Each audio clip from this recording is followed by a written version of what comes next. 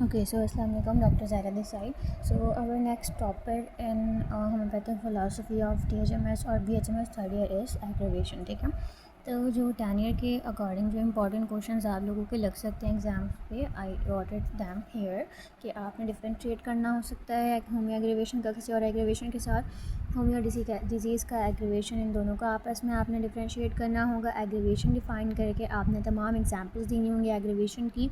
Aggravation पे short note आ सकता है और एग्रीवेशन का मतलब क्या है और होम्योपैथिक एग्रीवेशन आपने डिफाइन करना है, तो इस टाइप के क्वेश्चन आ सकते हैं। तो इन्हीं तमाम चीज़ों को वी विल इंशाल्लाह in this lecture cover up. Okay, so first of all आपकी डेफिनेशन लिखनी है। What is aggravation? एग्रीवेशन का मतलब होता है कि बॉडी में पेशेंट की जो भी डिजीज़ के सिम्टम्स हैं उनके अंदर उनकी इंटेंसिटी का बढ़ जाना रेमेडी लेने के बाद, एज सिंपल एज दैट। ठीक है, जब हम किसी पेशेंट को ट्रीट कर रहे होते हैं ना, तो वहाँ पे डिफरेंट टाइप के हमें एग्रीवेशंस नज़र आते हैं। कौन कौन से? होम्योपैथिक एग्रीवेशन, डिजीज़ एग्रीवेशन और मेडिसिनल एग्रीवेशन।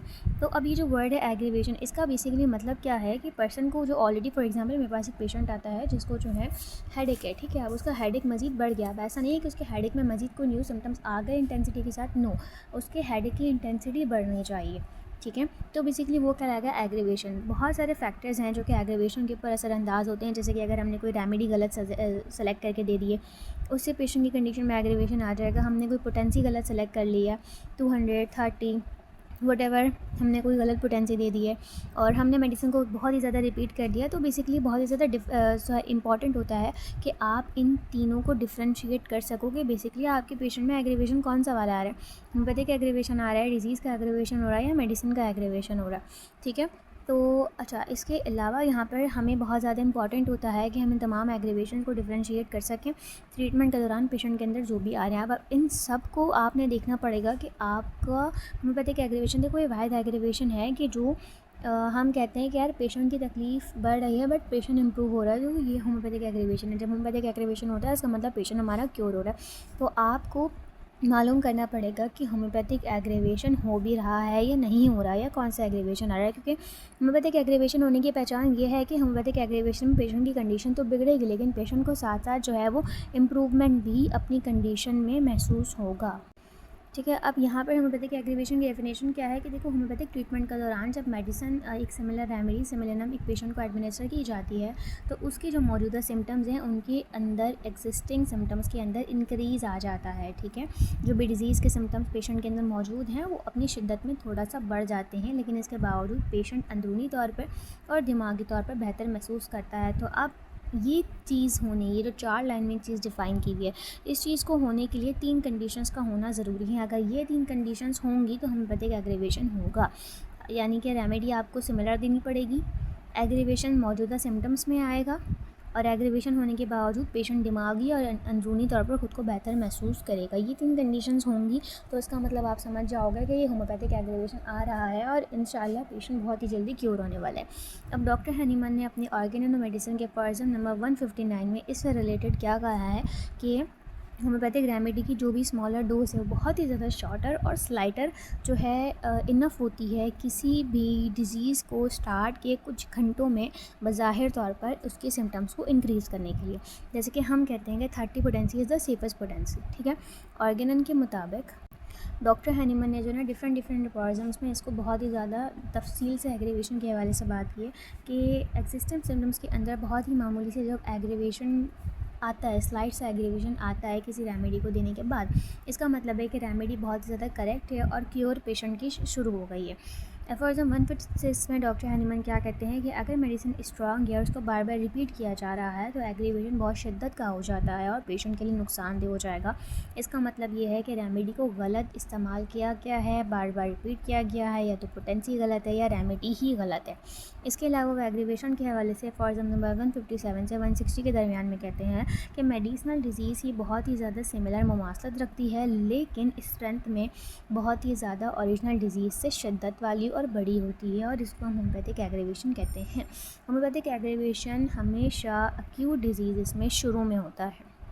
एफर्जम 161 में डॉक्टर हैनीमन क्या कहते हैं कि होम्योपैथिक एग्रीवेशन क्रॉनिक डिजीज़ में हमेशा आखिर में होता है और डॉक्टर हैनीमन के मुताबिक होम्योपैथिक एग्रीवेशन हमेशा क्विक, जल्दी होगा, स्ट्रॉन्ग होगा, कम नौयत का होगा एंड ड्यूरिंग दिस, और इस सब के दरमियान में जो भी स्टेज आ रहा है तो उसमें कोई भी मेडिसिन को ना ही दिया जाएगा। क्रॉनिक डिजीज़ के आखिर में जब एग्रीवेशन हो रहा है तो हम ना ही पेशेंट को कोई मेडिसिन देंगे, ना ही दी हुई मेडिसिन को रिपीट करेंगे, वरना क्या होगा कि जो नेचुरल क्यूरेटिव प्रोसेस है उसमें इंटरफेरेंस शुरू हो जाएगी और पेशेंट की जान भी जा सकती है। अब इस हवाले से डॉक्टर कैंट क्या कहते हैं कि डॉक्टर कैंट ने कहा है homeopathic aggravation basically fundamental aggravation है, बेसिक एग्रीवेशन है, क्योंकि इस एग्रीवेशन के बाद हमेशा जो अगला फेस आता है, अगला स्टेज आता है, उसको हम एमिलियोरेशन कहते हैं, यानी कि कमी आना, इम्प्रूवमेंट आना। ठीक है, तो डॉक्टर कैंट ने अपनी बुक जो कि लेक्चर्स इन होम्योपैथिक फिलॉसफी के चैप्टर नंबर 35 में कहा है कि जो असली होम्योपैथिक एग्रीवेशन होता है वो तभी होता है जब सिम्टम बहुत ही ज़्यादा बिगड़ जाएँ और पेशेंट फिर भी उसके बावजूद बोले कि आई एम फीलिंग बेटर, मैं बहुत बेहतर महसूस कर रहा हूँ।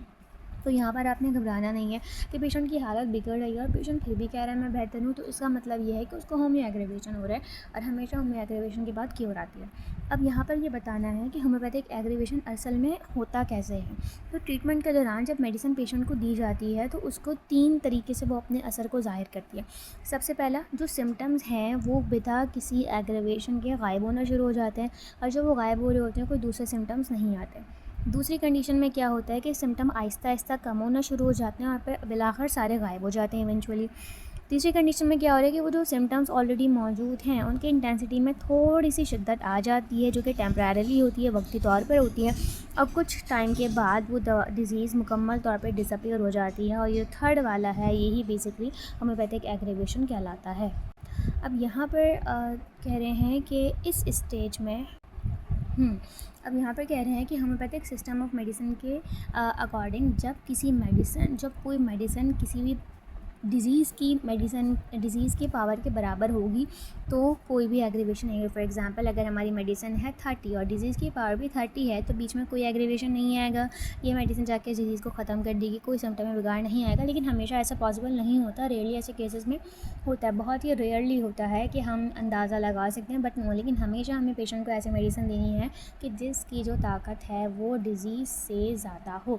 डिज़ीज़ से कम होगी तो पेशेंट को कोई फ़र्क नहीं आएगा। तो मेडिसिन की ताकत हमेशा डिज़ीज़ की ताकत से ज़्यादा होना चाहिए। जैसा कि यहाँ लिखा हुआ है कि हमेशा ऐसा पॉसिबल नहीं है हर केस में कि आप मेडिसिन की ताकत और डिज़ीज़ की ताकत बराबर हो जाए।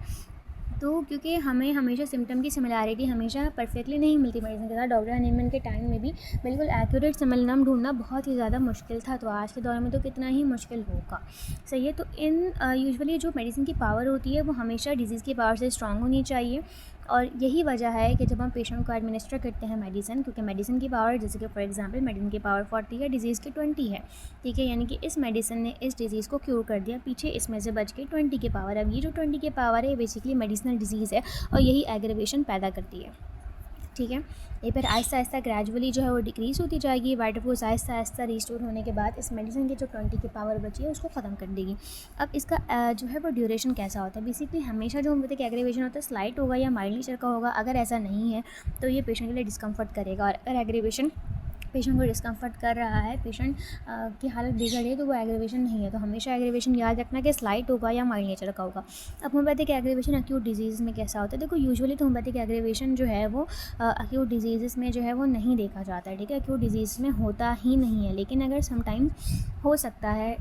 3 ऐसी कंडीशंस हैं जहाँ पर हमें एक्यूट डिजीज़ में भी होम्योपैथिक एग्रीवेशन देखने को मिलेगा। कब? जब एक्यूट डिजीज़ जो है बहुत ज़्यादा सीवियर होंगी, जब एक्यूट डिजीज़ काफ़ी दिनों से मौजूद होंगी, और जब एक्यूट डिजीज़ ने बॉडी के टिश्यूज़ में डिस्ट्रक्टिव चेंजेस तबाही शुरू कर दी है तो हमें एग्रीवेशन देखने को मिलेगा। अब ये तो हमने पढ़ लिया कि यूजुअली तो एग्रीवेशन होता नहीं है, अगर होता है तो 3 कंडीशंस में होता है। तो अब ये इसकी ड्यूरेशन कितनी होती है, तो एक्यूट डिजीज़ में जो होम्योपैथिक एग्रीवेशन होगा हमेशा माइल्ड नेचर का होगा, ठीक है, और ये बस 3 से 4 घंटे तक का रहेगा। अब हम बताएं कि एग्रीवेशन क्रॉनिक डिजीज़ में कैसा होता है, ऑब्वियसली यहाँ पर तो होगा, बस सीवियर का नेचर का होगा। अच्छा, एक्यूट डिजीज़ में हमेशा जो होम्योपैथिक एग्रीवेशन होगा ना वो स्टार्ट में होगा, बट क्रॉनिक डिजीज़ में जो होम्योपैथिक एग्रीवेशन होगा वो हमेशा लास्ट में होगा। तो क्रॉनिक डिजीज़ में स्ट्रॉन्ग रिएक्शन हमेशा नज़र आता है मेडिसिन देने के बाद, क्योंकि अगर स्ट्रॉन्ग रिएक्शन नहीं आएगा तो हमें कभी भी कंप्लीट क्योर क्रॉनिक डिजीज़ में नहीं मिलेगी। और स्ट्रॉन्ग रिएक्शन क्यों आ रहा है, क्योंकि बॉडी में ऑलरेडी बहुत सारे डिस्ट्रक्टिव चेंजेस आ गए हैं, बहुत ज़्यादा ट्रेमेंडस अमाउंट ऑफ कॉम्प्लिकेशंस पैदा हो गई हैं बॉडी में। सो दैट इज़ वाई यहाँ पर बहुत ज़्यादा strong reaction after the administration of the remedy हमें देखने को मिलता है। And without this strong reaction complete cure can not be achieved और पॉसिबल।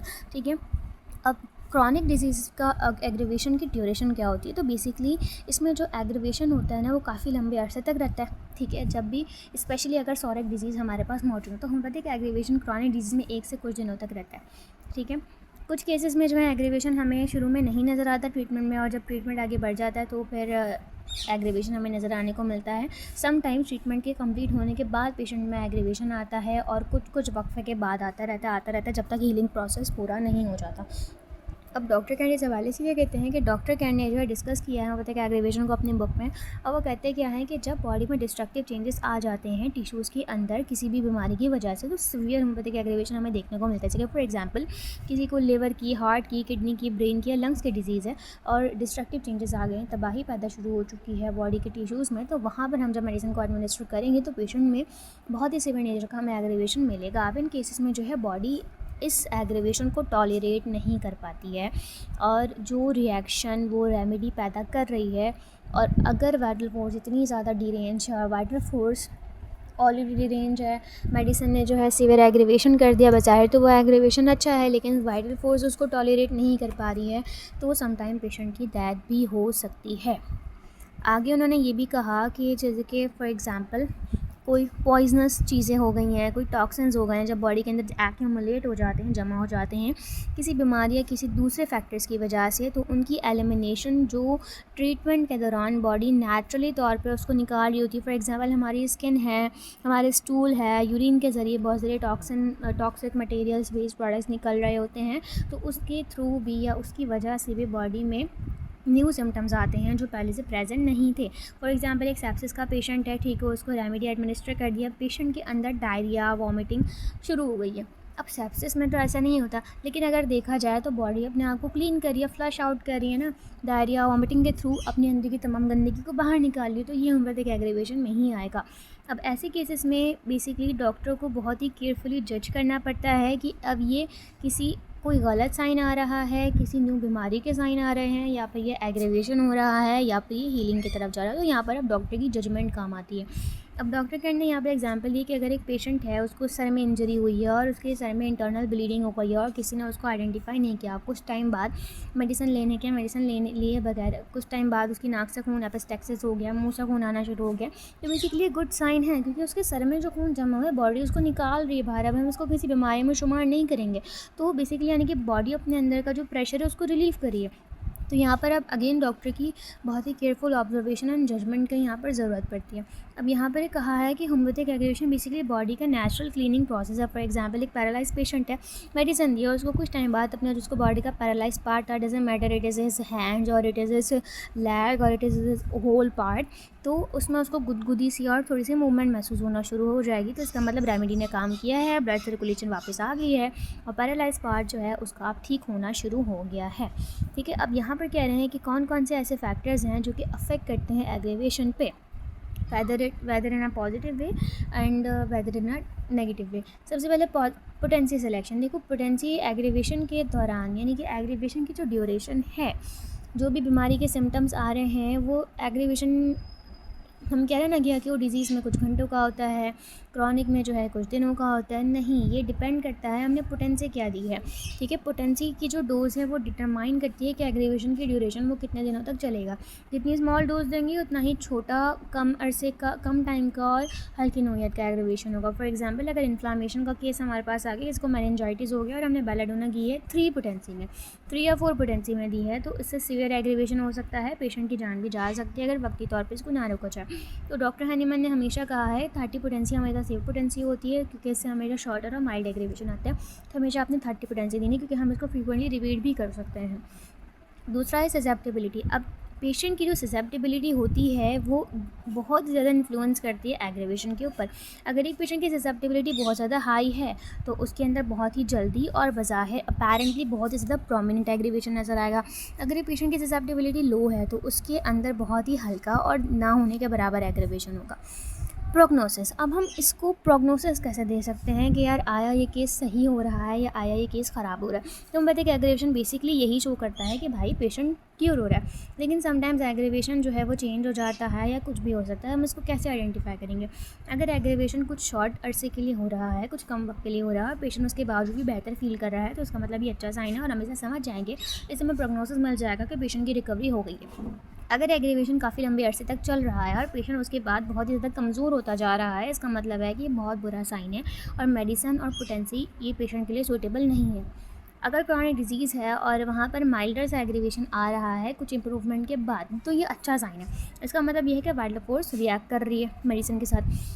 अब कुछ वीक पेशेंट्स आ रहे हैं, बहुत ज़्यादा कमज़ोर पेशेंट्स आ जाएंगे। ये ऐसे पेशेंट जिनका कोई ऑर्गन डैमेज है या ऑर्गन फेलियर की तरफ जा रहा है, liver, heart, kidneys, lungs, brain, कुछ भी, तो इनमें स्ट्रॉन्ग एग्रीवेशन नहीं होना चाहिए। स्ट्रॉन्ग एग्रीवेशन होगा तो इनकी जान लिया जा सकती है।